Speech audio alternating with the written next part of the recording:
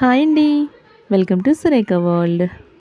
ఇవాల్టి వీడియో వచ్చేసి summer special recipe mango కస్టర్డ్ని ఈజీగా టేస్టీగా ఎలా ప్రిపేర్ చేయాలో చూసేద్దాం. ఇది మామిడి పళ్ళ సీజన్ కాబట్టి ఈ సీజన్లో ఎన్నో రకాల మామిడి పళ్ళు మనకు అవైలబుల్గా ఉంటాయి కదా. ఇలా డిఫరెంట్గా ట్రై చేసి చిల్ అవ్వండి.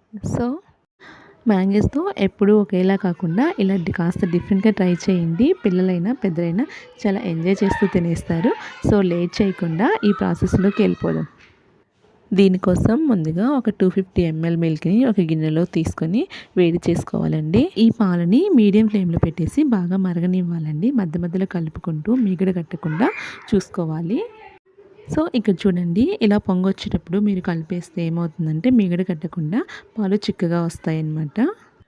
ఇక్కడ పాలను మరో 2-3 నిమిషాల పాటు మరగనివ్వాలండి. ఈలోపు మనము కస్టర్డ్ పౌడర్ని మిక్స్ చేసుకొని పెట్టుకుందాము. ఇప్పుడు ఒక మిక్సింగ్ బౌల్ తీసుకోవాలండి. అందులోకి నేను వెనిలా కస్టర్డ్ పౌడర్ని తీసుకున్నాను.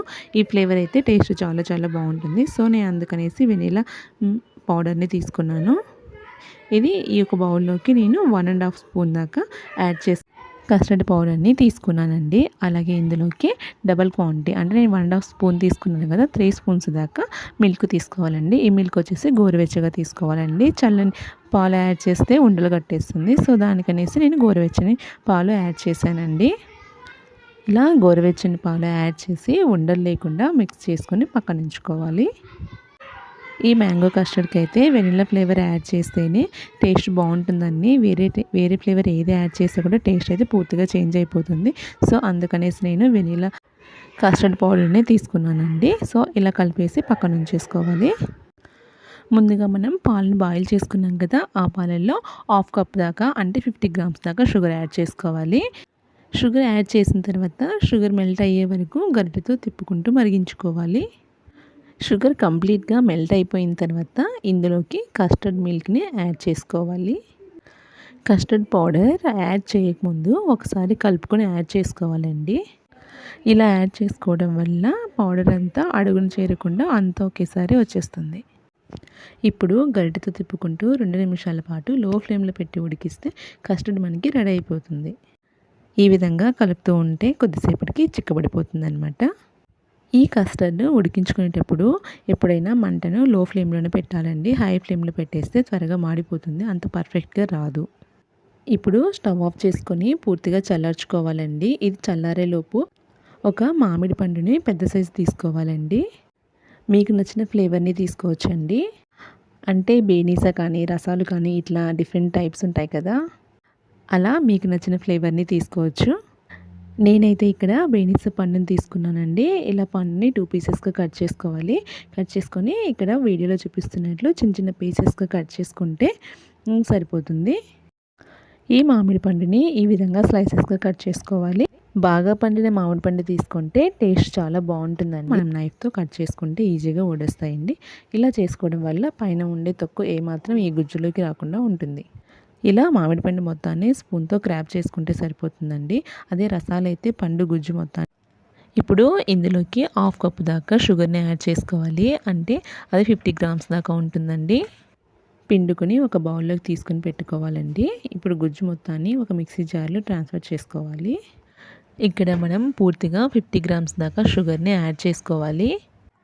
మీకు ఇంకా బాగా స్వీట్గా తినాలి అనుకుంటే ఇంకొద్దిగా షుగర్ని యాడ్ చేసుకోవాలి.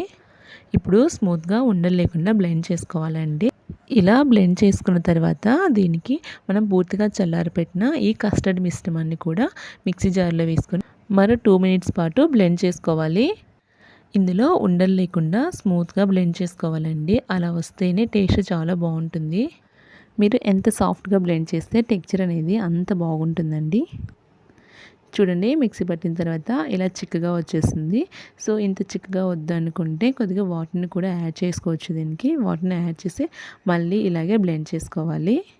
చూడండి, ఇలా స్మూత్ పేస్ట్గా గ్రైండ్ చేసుకోవాలి.